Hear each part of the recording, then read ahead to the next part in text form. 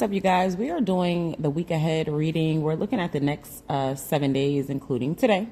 And I'm recording this on June 15th, but it's for the next 7 days from whenever you hear this, because we are all at different points on our journeys and our timelines. And some of this shit hits us sooner than others. And sometimes it don't hit us at all. It doesn't apply to us. So you'll know based off of when you're hearing this and what is going on in your world. All right. It looks like you have choices and decisions to make this week, starting off the week. It looks like it's very clear that there is something going on with something that you've invested into. It looks more work related than anything, but could also be any other area of your life, like love, friends and family, your health. It could be anything. 3s, 4s on the clock, 3, 4, 5 on the clock. You're going to look those numbers up on a website called Joanne's Sacred Scribes. Because her numbers are accurate. I am not affiliated with Joanne, but I know for a fact that her numbers are very accurate. So that number is going to correlate to either something I was saying, something you were thinking, doing, speaking, or something taking place in your environment at the time that I called out the number. And I will probably do that a lot throughout this reading. All right, back to the messages. So you have a choice to make about something that you've been investing into. You are being asked to keep going with whatever this is. You need to muster up enough strength to push through this week, to see something through to its finish. And it might not reach completion this week, but whatever you set for yourself, you need to actually do it. That's the challenge. That's the request of you this week.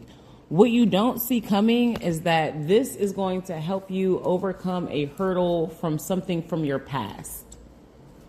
Again, this could be anything. Let me try to think of an example. All right, let's say that you are in a relationship with somebody and it's a fairly new relationship, to where you're still trying to figure out if this person is going to work with you and your dynamic in your life and so on and so forth. And you guys have a hiccup. You're being asked to work through the hiccup. Don't do what you would always done in the past, which is like, maybe just walk away completely because you don't want to exert the energy. Maybe you blame shift and act like you have no parts in what's going on. It's completely the other person's fault. Like, you're being asked to have the strength and courage to actually look at yourself, see what you've contributed to this, and then improve upon that.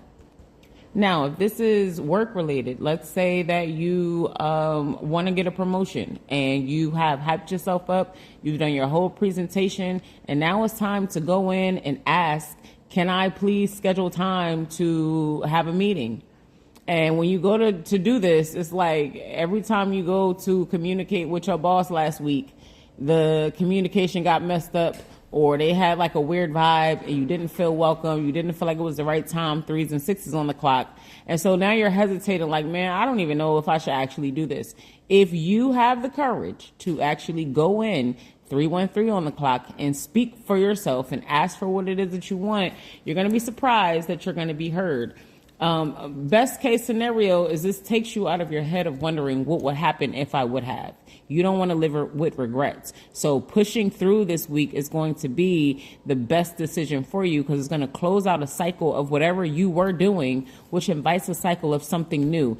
And it's a level of enlightenment that's going to come after you make this decision that you wouldn't have had before 3, 4, 5 on the clock. And you haven't had up to this point because you keep making the same wrong decision. And let me clarify when I'm saying wrong decision, 3s and 5s on the clock.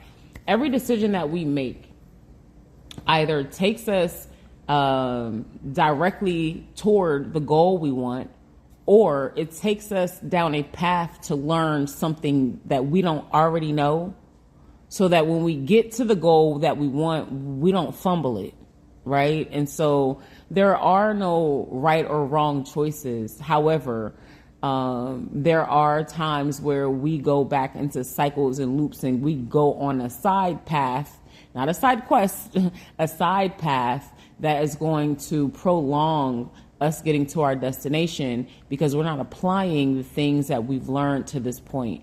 And it looks like whatever it is that you were not applying, you're about to start applying in a different manner, and you're going to see different results. And so if you're worried about things from the past repeating themselves, they won't, because you're not repeating yourself. You feel what I'm saying? 4, 5, 6 on the motherfucking clock. Let's go. All of these numbers of progression and ascension and growth. Like, this is going to be a very progressive week for you if you so choose to keep going. I don't know what this is. It could be anything, like any area of life. It could be anything related. But what you're going to find is that if you keep going, you're going to have some sort of either increase in your income or your stability, or you're going to have an offer that comes to you that brings this in. You got the 10 of Pentacles with the King of Pentacles. Like, this big boss shit right here. 10 of Pentacles, stable home life. Sometimes it could just talk about family. So if you have things going on with your family where you've been trying to get some sort of clarity or footing or grounding or stability, the information that you didn't have is coming into you this week. So you're going to get the things that you need. But this looks more like long-term stability just in general for something that you want that's going to allow you to level yourself up. It's, again, information that you did not have that you need to start, when it comes in, you need to start actually like sitting with it, processing it, and applying it rapidly. 6:06 on the clock. I know that that number talks about change and often focusing on material things instead of spiritual things or like the groundedness of what you're doing. And so maybe you need to be like reassessing your why so that you can like stabilize this 10 of Pentacles for yourself. And then you're closing out the week with the 3 of Cups, which looks like either reunion energy or people coming together to support each other. So if you get invited to go do something this weekend, you should take the opportunity to go do that. You'll never know who you're going to run into, and who could use your support as well, right? So like if somebody is asking you, hey, do you mind like hanging out this weekend? You want to come over for a drink or something? Maybe you're thinking like, no, I don't really feel like going out. But that person could be asking you to come over because they might really need a shoulder to cry on or some shit like that, right? So make yourself available to people you care about this weekend if you can. And then whatever's coming in is going to feel like, and if it's you that needs that, then say something.